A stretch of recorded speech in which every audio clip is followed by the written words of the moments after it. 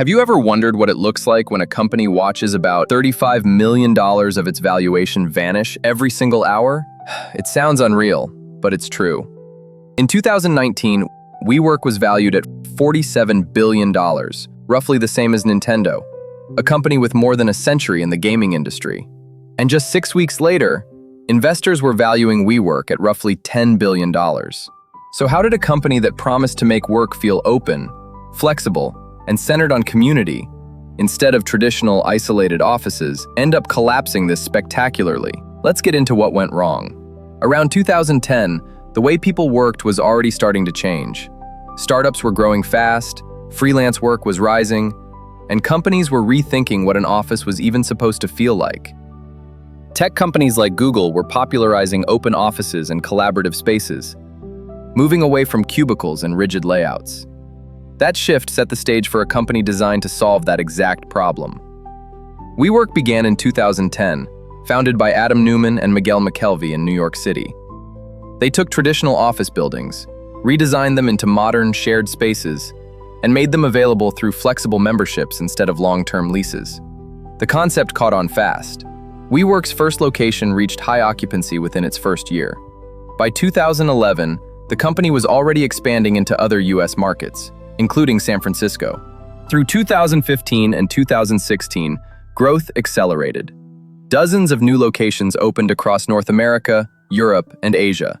Membership climbed into the hundreds of thousands, and larger companies began using WeWork spaces for full teams, not just freelancers. To investors, this pace of growth made WeWork look unprecedented in the office business. That growth-first mindset wasn't abstract, it had a name. Masayoshi Son, the founder of SoftBank, had become one of the most influential investors of the decade by betting early on companies he believed could scale globally. His reputation was built on one extraordinary win, Alibaba. After that success, Son launched SoftBank's Vision Fund, backed by tens of billions of dollars from Saudi Arabia's public investment fund, with a simple belief: find the right company, push it to scale fast enough, and dominance would follow. When Son met Adam Neumann, the meeting was famously brief, around 12 minutes. But Neumann's confidence, ambition, and sweeping vision made an immediate impression. Son didn't see WeWork as a traditional real estate business. He believed it could be scaled and valued like a technology company, a perception that would later become one of WeWork's biggest problems. In 2017, SoftBank committed roughly $4.4 billion to WeWork. The impact was immediate. Over the next 2 years, the company rapidly grew to hundreds of locations in more than 100 cities worldwide, while signing long-term lease commitments years ahead of demand, locking itself into billions of dollars in future obligations. That expansion showed up quickly in the numbers. By 2018, WeWork's revenue had surged to roughly $1.8 billion, but the cost of maintaining that pace was staggering. That same year, the company posted nearly $2 billion in losses, burning cash faster than it could generate it. Burning money to chase growth could still be explained, but just as WeWork was locking itself into bigger risks, a far more serious problem was quietly taking shape: the way the company was being run, and the man running it, Adam Neumann, WeWork's founder and CEO. Because once you looked past the growth story, the warning signs weren't subtle. Inside WeWork, the culture became famous for blurring the line between work and party. Former employees described alcohol as a built-in feature of the environment. Office events, retreats, even routine gatherings where tequila wasn't unusual. And then there were the moments that made people stop and stare. In 2016, after layoffs were discussed, Neumann reportedly followed it up with tequila shots and a surprise performance by Run of Run DMC, a spectacle that captured how disconnected leadership had become from the seriousness of the company's financial reality. As losses mounted, Neumann's personal finances also drew scrutiny. IPO-era reporting revealed that he took company loans at unusually low interest rates, including one disclosed at 0.64%, while WeWork paid him rent for buildings he personally owned and leased back to the company.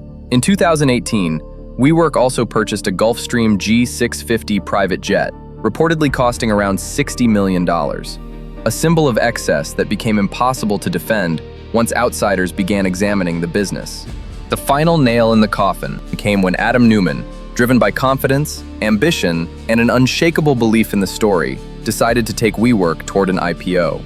Because an IPO doesn't just raise money, it forces the story into the open, where the hype ends and the math finally takes over. In August 2019, WeWork filed its Form S-1 IPO prospectus. Instead of inspiring confidence, it exposed everything that had been hidden behind the growth narrative: massive losses, huge future lease obligations, and a governance structure that concentrated control almost entirely around Neumann himself.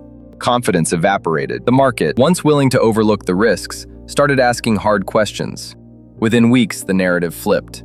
The $47 billion valuation collapsed by more than $35 billion, with private estimates falling to around $8 to $10 billion. WeWork withdrew its IPO, and under mounting pressure from investors and SoftBank, Adam Neumann was forced to resign as CEO.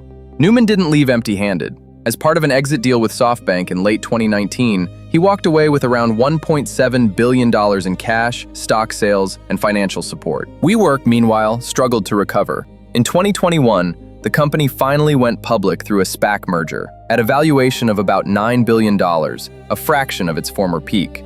Then came COVID-19. Beginning in early 2020, lockdowns and the shift to remote work or work from home devastated office demand. But WeWork was still locked into long-term leases signed during its expansion years. The pressure became impossible to ignore. In November 2023, WeWork filed for Chapter 11 bankruptcy protection. In 2024, the company emerged as a smaller, reorganized business. Many leases were renegotiated or cut. SoftBank lost control, and new ownership took over, ending one of the most dramatic rises and falls in modern startup history. WeWork wasn't just a story about offices. It was a story about what happens when vision outruns fundamentals, when growth is chased without limits, and confidence replaces discipline. Hype can build empires fast, but math always catches up. If you want more real stories where money, power, and ambition collide, this is Money Celebs. Subscribe and let's break the next one down. All right, guys, it's time for me to say goodbye. See you in the next one.